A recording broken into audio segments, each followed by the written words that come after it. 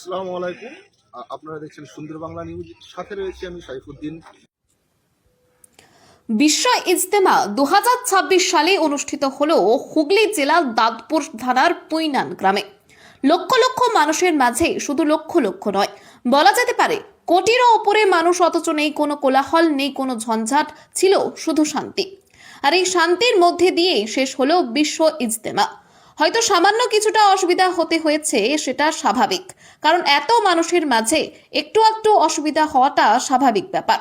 কয়েক কিলোমিটার এলাকা জুড়ে প্যান্ডেল, কয়েক কিলোমিটার এলাকা জুড়ে শান্তিপ্রিয় মানুষগুলো বসেছিল খুবই শান্তভাবে।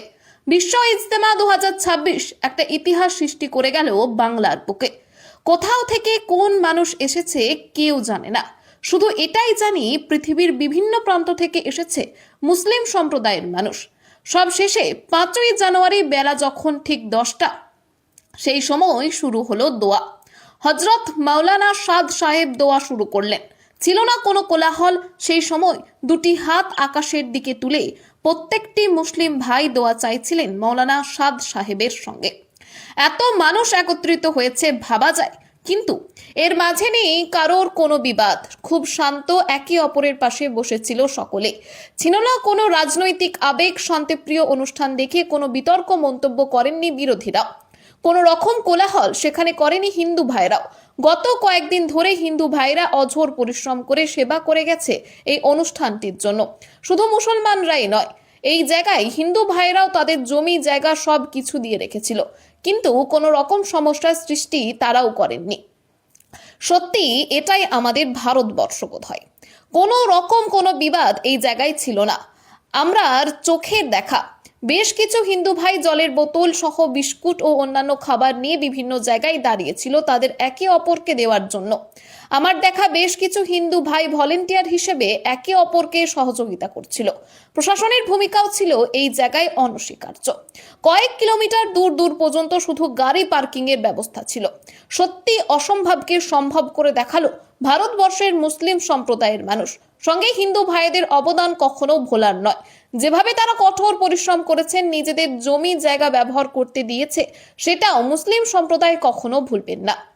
রাত্রির আকাশ যখন কুয়াশায় ভরা, আমার দেখা কোটিপতি বা আরবপতি লোকেরাও ত্রিপল ঢেকে শুয়েছিল এই ইজতেমার ময়দানে। ছিল না কারো মধ্যে কোনো অহংকার, ছিল শুধু একে অপরের প্রতি ভালোবাসা। চারিদিক যখন ট্রেন লাইন, বাস লাইন শুধুমাত্র জ্যামে পড়েছিল, তখনই কারোর মধ্যে কোনো সমস্যা হয়নি। আস্তে আস্তে ধীরে সুস্থে তারা প্রত্যেকেই নিজেদের গন্তব্যস্থলে পৌঁছে গেছেন। আশ্চর্য করা ঘটনা, লক্ষ লক্ষ মানুষ, অথচ নেই কোনো রকমের সমস্যা। এই মুহূর্তে আমরা রয়েছি পান্ডুয়া থানার অন্তর্গত রামেশ্বরপুর বাজারে। আর যেখান থেকে মোটামুটি আমার ফারুক ভাইকে বলবো যে একটু দেখাতে রাস্তাটা, বা যেখানে ব্যারিকেড করা রয়েছে, যে এই জায়গা থেকে মোটামুটি রামেশ্বরপুর থেকে 15 কিলোমিটার, লগভগ 15 কিলোমিটার যেতে হবে, তবে পৌঁছাবে বিশ্ব ইজতেমার স্থান। আর কত সুন্দর ভাবে তারা একে অপরকে, ভলেন্টিয়াররা যারা আছে, একে অপরকে সহযোগিতা করছে, একটার পর একটা গাড়ি পাস করছে। আমি দেখানোর জন্য বলবো, অনুরোধ করবো যে দেখুন, অনেক অনেক ক্যামেরাম্যান বন্ধু আছি বা অনেক মিডিয়া থেকে আমরা ইনফরমেশন পাচ্ছিলাম যে পরিষেবা সেরকম নেই, কথা এই জায়গায় নেই। একদম পরিষ্কার পরিচ্ছন্ন, কোনো রকম যানজট নেই।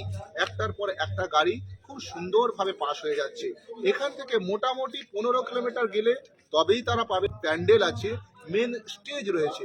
আমাদের সঙ্গে কিছু ভাই রয়েছে, সিভিক ভাই বলতে পারি আমরা, বা ইজতেমার ভলেন্টিয়ার বলতে পারি। সেই সব ভাইদের সঙ্গে একটু কথা বলে নেব যে তারা এই যে পরিষেবাটা এত সুন্দরভাবে বাস্তবায়নে রূপান্তরিত করেছে, যেটা স্বপ্নেও ভাবা যায় না যে বিশ্ব ইজতেমা, আর বিশ্ব ইজতেমার জায়গাকে এত সুন্দরভাবে পরিষ্কার পরিচ্ছন্ন রেখেছে। তেমন কিছু কথা বলে নেবো ছোটো ছোটো, যে কেমনভাবে এই জিনিসটা সম্ভব। সর্বপ্রথম আপনার নামটা আমি জানতে চাই। আমার নাম শেখ নাসির মণ্ডল। আমি রামেশ্বরপুর দক্ষিণ পাড়া, মানে এটা আমাদের সামনের এই পাড়া, এই মসজিদেরই আমি একজন বাসিন্দা আর কি। ঠিক আছে, তো আমাদের এখানে দায়িত্ব দেওয়া হয়েছে যে এই জায়গাটাতে যাতে কোনো রকম যানজট না হয়, আর যারা আসছেন দূর দূরান্ত থেকে তাদেরকে একটু খেজুর, একটু পানি, বা কারোর যদি বাথরুম যাওয়ার থাকে, কারোর নামাজ পড়ার থাকে, সেগুলো আমাদের দেখাশোনা করা আমাদের দায়িত্ব। দেখুন, অনেকে অনেক কিছু বলছে, আমরা যেটা দেখতে পাচ্ছি এখানে কোনো সমস্যা নেই। আমরা আজকে ধরুন 30 তারিখ থেকে এই ডিউটিটা দিচ্ছি, 24 ঘন্টা আমরা এখানে আছি। আমাদের আরও ছেলেরা আছে, আমরা শিফটিং ডিউটি করে নিয়েছি, 24 ঘন্টা আমরা এর মধ্যেই আছি। কেউ যাচ্ছে, কেউ আসছে, বলছে কোনো সমস্যা নেই। এটা হচ্ছে মেন রোড, এখান থেকে আপনার ইস্তেমা ময়দান ম্যাক্সিমাম 15 কিলোমিটার হবে।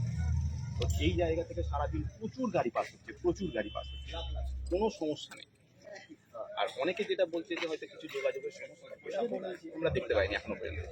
আমরা যথেষ্ট চেষ্টা করছি যত তাড়াতাড়ি সম্ভব তাদেরকে গন্তব্যস্থলে পৌঁছে দেওয়া, ঠিক আছে? এবং তাতে কোনো কেউ রিপোর্টও করেনি যে আমাদের এই সমস্যা হচ্ছে, আমরা গাড়ি পাচ্ছি না, কি হয়তো কেউ ভাড়া বেশি নিচ্ছে, এরকম ধরনের অনেকে বলছে, কিন্তু এরকম কোনো ব্যাপার নেই। ভাগ করে নিয়েছি। আর প্রশাসন থেকেও আছে, এই দেখুন সামনে পুলিশ ক্যাম্প, ঠিক আছে? এইখানে পুলিশ ওনারা আছেন, ভিতরে আছেন, আসছেন, দেখছেন। ওনারা আমরা যখন বড় কোনো সমস্যার মধ্যে পড়ছি তখন আমরা ওনাদের হেল্প নিচ্ছি। এখনও পর্যন্ত ওনাদের হেল্পের আমাদের কোনো প্রয়োজন হয়নি। আমরা 30 তারিখ থেকে এই ডিউটি দিচ্ছি।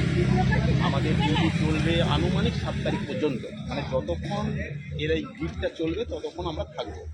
মানে সেরকম কোনো সমস্যাই হয়নি। এটা কোনো একটা মেন রোড, এই মেন রোডেতেও কোনো সমস্যা হয়নি। বিশ্ব ইজতেমার যে গেট রয়েছে, একটা এন্ট্রি এখান থেকে 15 কিলোমিটার, সেই 15 কিলোমিটারের মধ্যে প্রশাসন রয়েছে বিশ্ব ইজতেমার ভলেন্টিয়াররা, অথচ কোনো রকম অসুবিধা নেই, কোনো রকম অসুবিধা সাধারণ মানুষ নেই। অথচ আমরা বারবার যেটা শুনতে পেয়েছিলাম যে বিভিন্ন রকম সমস্যার সম্মুখীন হতে হচ্ছে, আমরা সেটা নিয়ে ইনকোয়ারিতে এসেছিলাম, কিন্তু আপাতত দৃষ্টিতে দেখতে পেলাম না যে কোনো রকম অসুবিধা রয়েছে। ক্যামেরায় ফারুক মণ্ডলের সঙ্গে সাইফুদ্দিন করা রিপোর্ট, সুন্দরবন।